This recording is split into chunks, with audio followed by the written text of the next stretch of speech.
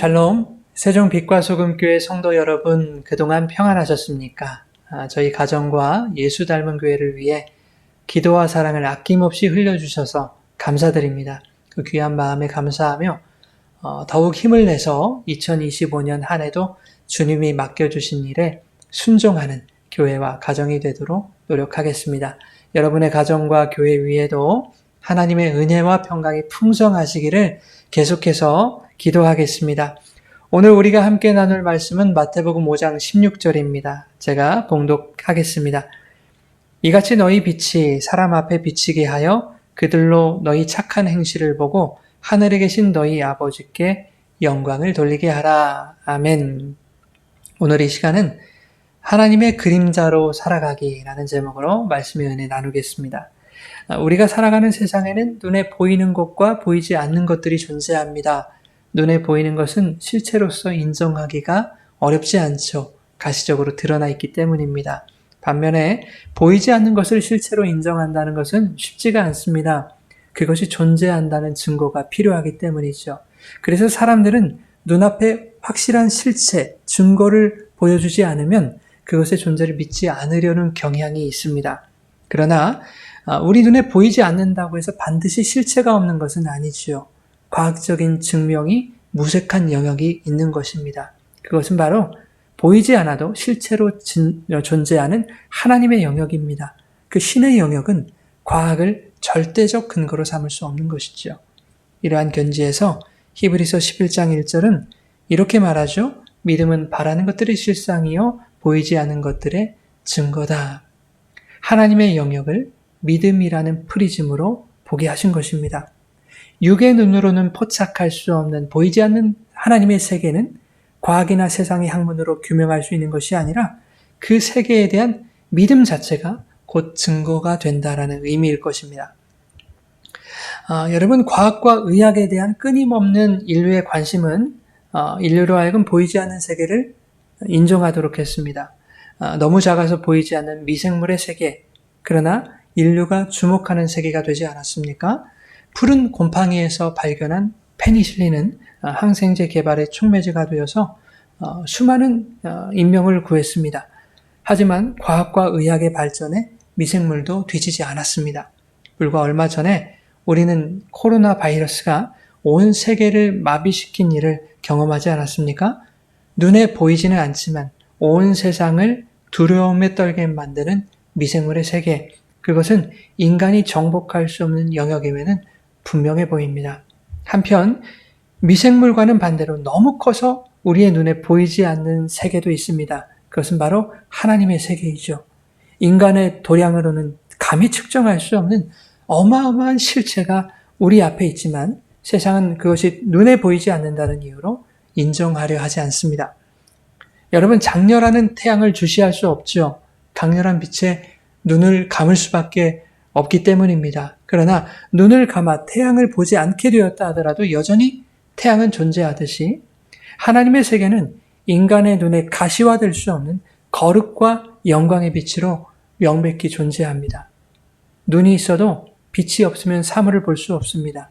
하지만 빛은 눈을 어둡게도 만듭니다. 다메섹으로 향하던 사도 바울은 예수라는 강력한 빛을 만나 앞을 볼 수 없게 됐습니다. 그러나 온 세상이 흑암으로 변한 그때가 바울에게 있어 믿음의 눈이 뜨이는 순간이었을 것입니다. 바울은 더 이상 육의 눈에 들어왔던 세상의 가치들을 추구하지 아니하고 도리어 그것들을 배설물처럼 버려 진정한 보화이신 그리스도를 얻었다고 빌립보서 3장 8절에 고백합니다. 그리고 그는 내게 사시는 이가 그리스도이니 내가 죽는 것도 유익하다라고 빌립보서 1장 21절에 말합니다.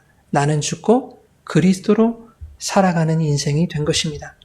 그 이후 바울은 일평생 그리스도의 증인으로 살아갔습니다. 그것을 사도행전 마지막 구절이 이렇게 요약해주고 있습니다. 하나님의 나라를 전파하며 주 예수 그리스도에 관한 모든 것을 담대하게 거침없이 가르치더라. 창세기 1장 26절에 보면 하나님의 형상으로 인간을 만드셨다고 말씀합니다. 하나님의 형상은 젤렘이라는 히브리어를 사용합니다. 그림자라는 뜻인데, 즉 하나님이 인간을 자신의 그림자로 만드셨다라는 것으로 해석해 볼 수 있습니다. 그림자가 맺혔다는 것은 그 실체가 있다는 것을 증명해 줍니다. 그러나 실체가 있다고 해서 반드시 그림자가 생기는 것은 아니죠. 빛이 그 실체를 비추지 않는다면 그림자는 생길 수 없는 것입니다. 하나님은 스스로 발산하는 영광의 빛이시고 그 빛으로 당신의 실체인 하나님의 나라를 비추어서 이 땅에 상으로 맺으셨습니다. 그렇게 자신의 상으로 만드신 그림자가 바로 성도입니다. 그러므로 세상은 이 성도라는 그림자를 통해서 빛이신 주님의 존재와 하나님의 나라를 발견할 수 있어야 합니다. 그러나 어찌된 일인지 세상 사람들은 이 성도라는 그림자를 보고서도 하나님의 세계를 부정합니다. 무엇이 문제일까요? 세상의 눈에 비친 성도의 삶이 하나님의 존재에 대한 증거로 보여지지 않기 때문일 것입니다. 그림자가 있음에도 불구하고 실체를 깨닫지 못한다면 그것은 빛의 문제도 실체의 문제도 아닐 것입니다. 그 문제는 그림자의 문제일 것입니다. 그렇다면 이 그림자의 문제가 무엇일지 생각해 봅시다. 가장 합리적인 의심은 성도가 하나님의 그림자로서 살기를 거부하는 문제일 것입니다. 그림자로서 살아가기보다는 내가 실체요, 내가 주체가 되기 원하는 것입니다. 자기가 빛나서 자기의 그림자를 남기고 싶고 자기의 업적이 드러나서 자기 이름을 남기기 바라는 것입니다. 최초의 인류였던 아담이 그러했습니다. 그는 빛이 나고 싶었습니다. 그리하여 하나님처럼 되려고 선악과를 따먹었습니다. 그것이 인류가 기억하는 아담의 업적이었고 그 업적으로 그는 죄인이라는 이름을 남겼습니다. 아담의 죄는 하나님의 세계를 정복하겠다는 교만이었습니다. 너무 작아서 눈에 보이지 않는 미생물의 세계조차도 정복하지 못하는 인간에게 가당치도 않은 야욕일 뿐이었습니다. 그런데 오늘날 그리스도인들이 신앙생활이라는 영적 전쟁을 마치 세상의 고지를 점령하는 정복 전쟁을 치르듯이 하고 있다는 것은 안타까운 일이 아닐 수 없습니다. 신앙을 마치 자신의 스펙을 쌓고 소원을 이루기 위한 도구로 여기는 경우가 많더라 하는 것입니다. 더 열심을 내서 신앙의 고지를 한번 점령해보자. 그러면 하나님도 감동해서 내 소원을 들어주시겠지. 내 뜻대로 이루어 주시겠지. 이렇게 교회에서는 충성하고 헌신 봉사하는데 세상에서는 더 높은 위치에서 대우받기 원하고 내 고집과 자존심을 내세우며 세상 사람들보다 더 세상 사람처럼 살아갑니다. 눈에 보이는 것을 추구하며 종교 생활하고 내 뜻대로 이루어지는 그것을 하나님이 나와 함께 하셨다라는 믿음의 증거로 여기며 살아가더라 하는 것입니다. 여러분, 바울의 종교심은 치열한 전장의 화포와도 같았습니다. 사람들의 관심과 주목을 받으며 차세대 종교 지도자의 자리를 굳혀가고 있던 그는 더 화끈하고 화려한 이력을 위해서 예수쟁이들을 핍박하는 일에 앞장섰습니다. 그런 그에게 하늘로부터 빛이 임하자 눈을 뜰 수 없게 되었고 이전에 추구하던 눈에 보이는 세상의 가치들이 주님의 빛으로 깜깜해진 자신의 눈앞의 상황처럼 얼마나 허무한 어둠이었는지를 깨닫게 된 것입니다.